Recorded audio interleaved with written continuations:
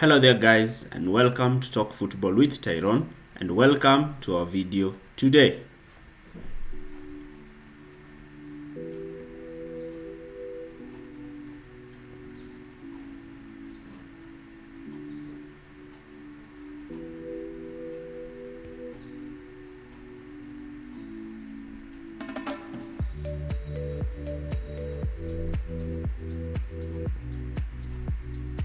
So in our video today, we are going to analyze a football tactic known as football pragmatism. So what is pragmatism? Pragmatism is a football philosophy where most managers do, unlike most teams who attack, this manager sets their team up to counter the opposition. Many get so agitated and disgusted with this football tactic, and some always call it anti-football. But there are some managers who have achieved a lot of success with this football tactic, which is commonly found and bred in Italy. And one manager was AC Milan's Arrigo Sacchi with his early 90s football team in AC Milan. Another manager who has used this football tactic is Rafa Benitez.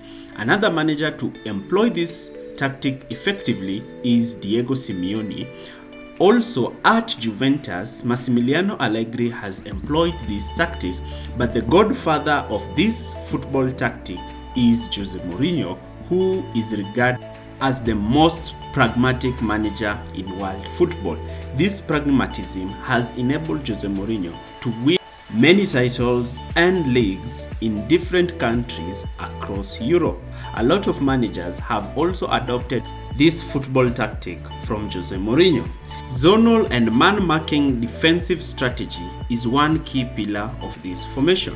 In an interview, Johan Cruyff was asked, "How would you describe defending?" He went on and said, "Defending is about space. I have to defend this whole garden, I'm the worst defender. If I have to defend this small area, I'm the best." And this is one key principle that most pragmatic managers employ, narrowing the area of the pitch so they can defend well. But before we continue, I'd like you to like, share and subscribe to this channel for more videos like this. In our video today, we'll focus on Jose Mourinho. He is renowned for his pragmatic approach to football, which emphasizes defensive solidity and organized play. His teams often prioritize discipline, structure, and efficiency, with strong emphasis on counter-attacking and exploiting opposition weakness. And this is what we are going to look at today. First of all, we need to look at the roles of each player. Unlike most modern teams, these pragmatic managers only want a goalkeeper who is tall and a good shot stopper, and a goalkeeper whose only task is to play long balls to a strong target man as a striker. They don't emphasize on ball playing goalkeepers like Pep Guardiola and other attacking positional play managers, but goalkeepers who are competent in shot stopping and claiming process. This is because most of the time in their teams, they are in their defensive structure, and a goalkeeper who's good at launching counterattacks is an excellent fit for this role. This is preferred because there is a target man in these teams, because these teams tend to be more physical than technical.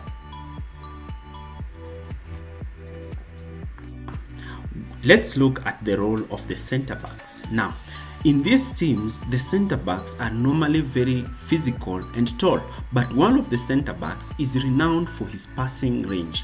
This center back is tasked to be the one who receives the ball, plays long balls to the target man, and to wingers running and making runs in space. This was normally common amongst Mourinho teams, where we had John Terry, a good ball playing center back, Sergio Ramos at Real Madrid, and also we had this type of players in Manchester United. Mourinho's defenders are tasked with picking runners in behind. Now let's move into the double pivot in midfield.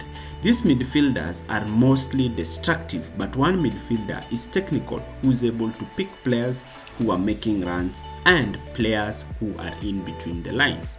This was tasked in players such as Cambiaso and Xabi Alonso, while the other remaining midfielder was more tasked with the destructive aspect of the game. And this midfielder we had such as Claude Makelele at Chelsea and Sami Khedira at Real Madrid. Their main task was ball winning and passing to the other midfielder who can kickstart counter-attacks. Now, let's look at the attacking midfielder. In a Mourinho team, the attacking midfielder is dynamic and the burden of creativity is left to him. He is the one who can pick up the wide wingers during counter-attacks, and this was clearly seen with Mesut Ozil at Real Madrid, and it was also a common feature of Frank Lampard at Chelsea. This attacking midfielder contributes a lot of goals and assists, since the entire front line depends on him to feed through balls onto them, where they can latch on to those through balls in counter-attacks to score goals. This attacking midfielder also makes runs late inside the box to score. Mourinho's wingers are also tasked to stay wide and can either cut in with their stronger foot and take shots on goal. This was common with Arjen Robben at Chelsea. Alternatively, this midfielder might also be played where his weaker foot is outwards and therefore will be tasked to go down the byline and make crosses for the target man, the attacking number 10, and the far side winger to score goals during counter-attacking situations. Willian did this role for Jose Mourinho at Chelsea effectively down the right-hand flank. Now, another key facet of this team is the role of the fullbacks. One fullback is normally aggressive while the other one is normally destructive and defensive. This is to maintain solidity in the team. One fullback likes to overlap against a winger and cross balls down the byline and also link up with attackers to score goals. This is aided by the more destructive midfielder dropping in to fill in for the advancing fullback who pushes up the pitch.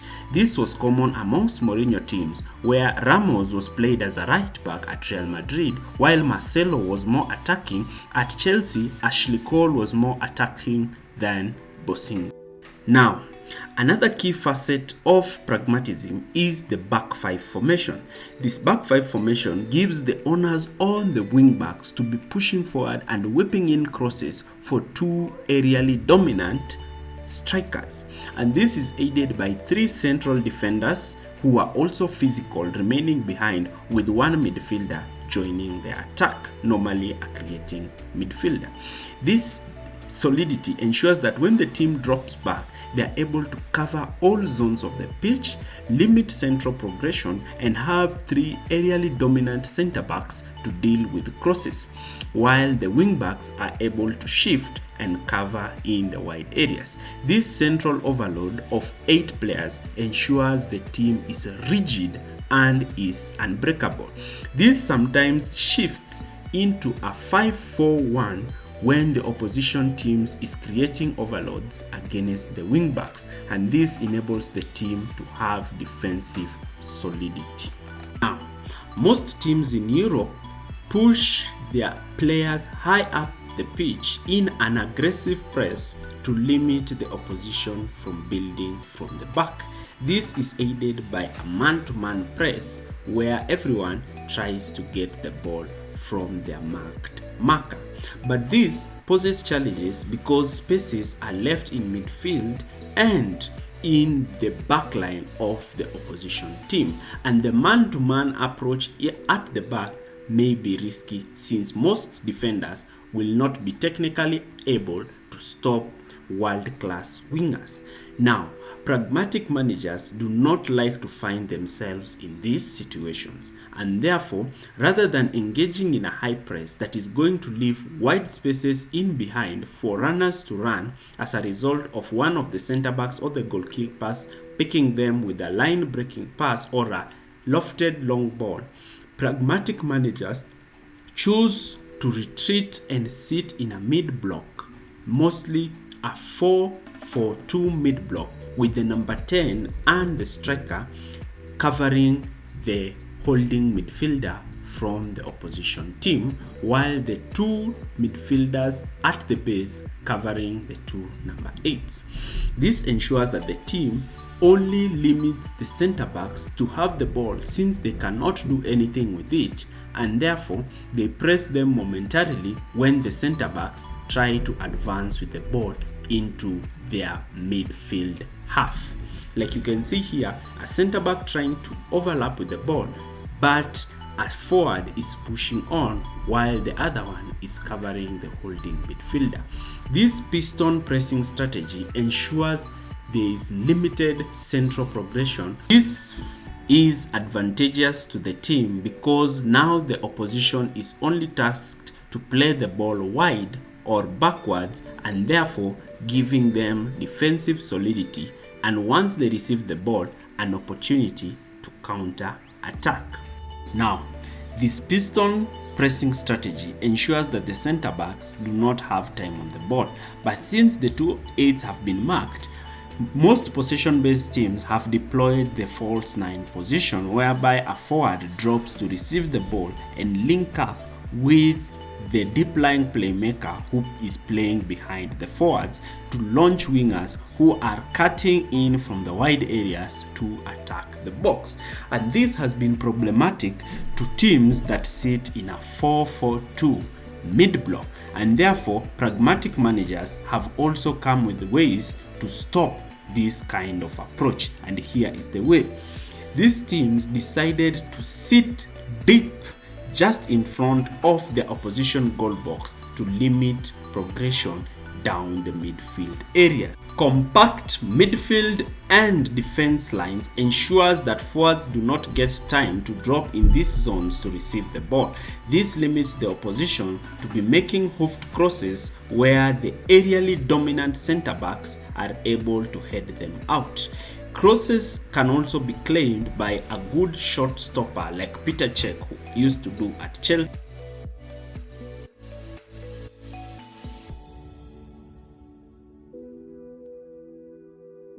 Emphasis on defensive and organized defensive structures in pragmatic teams is key, and therefore these teams like to form two banks of 4 in front of their goal and a central overload of 6 players to limit opposition's central progression. The lines in between both the midfield and defense line, as well as the fullbacks and the center backs, are compressed to prevent line breaking passes, and therefore the opposition is forced to play balls down the wide channels. This may prompt a touchline press with players moving in with markers to cover and compensate for fullbacks shifting across. This constant shifting of play is a characteristic of most pragmatic teams, and this may cause a sense of confidence to the opposition to play through their defensive traps, and this is how they do it. Once the opposition player is in possession, the team shifts towards that area of the pitch. But what happens is that when the players in possession pass the ball back to a more aggressive center back or a holding midfielder, and this center back tries to play a line breaking pass in between the lines, the team's aggressive holding midfielders are able to win the ball and kickstart counter attacks. And this is a common trademark because the teams commit a lot of players up front, and therefore there are spaces in the wide channels for wingers to make runs, and that's why pragmatic managers prefer fast wingers who are able to be making runs down the channels and linking up with their center forwards who drags the opposition center backs and create goal scoring chances for his teammates. This is a common feature amongst pragmatic teams, as you can see here in Real Madrid's counter-attacking situations.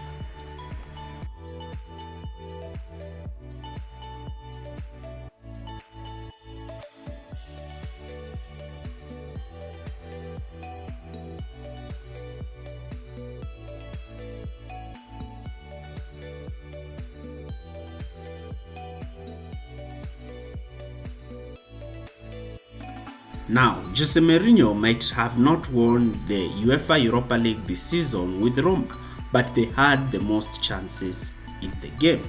Jose Mourinho and other pragmatic managers such as Antonio Conte, Massimiliano Allegri, and Origo Sacchi made a lot of success in their footballing careers as managers by winning multiple league titles and cup titles playing pragmatic football. Pragmatic football is not anti-football, but it is just another way and another means of winning a football match. We know that a lot of teams are shifting from pragmatism, but pragmatism has a chance to thrive again and become a world-dominating football tactic. Now, if you've stayed with us till the end of the video, like, share, and subscribe, and we thank you for watching.